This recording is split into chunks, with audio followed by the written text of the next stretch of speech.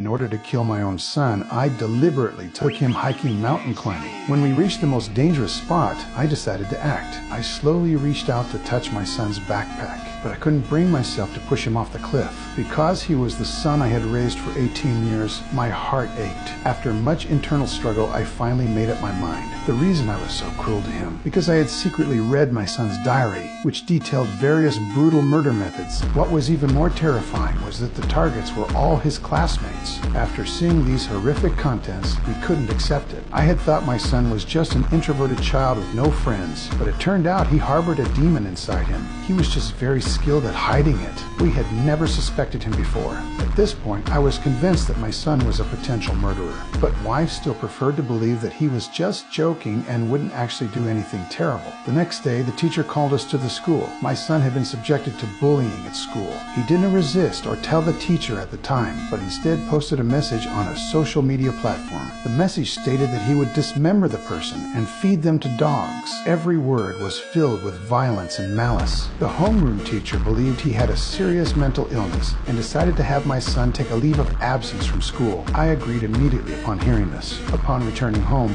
I heard that the neighbor's dog had gone missing. My first thought was that my son had killed it, but my wife refuted this, saying that one couldn't make such assumptions without evidence. However, I had already decided that my son had become a monster and that it was only a matter of time before he committed a crime. At that moment, I saw a news report. 3 young people fell off a cliff while hiking. Only 2 bodies were found, so a wicked thought suddenly came to mind. When my son returned, I suggested we go hiking together the next day, but my son firmly refused. He didn't want to be alone with me. I told him that if he agreed, I wouldn't force him to see a psychologist anymore. Upon hearing this, son agreed immediately. The next day, I deliberately led my son down a mountain path. Then I suddenly pretended to take a phone call, luring my son to walk ahead of me. Once we reached the steep cliff, the protruding part was less than half a meter wide, and one had to rely on the strength of both hands to pass safely. Now, all I had to do was give him a gentle push, and he would lose his balance and fall off the cliff. But my son seemed to notice something was wrong and suddenly turned around.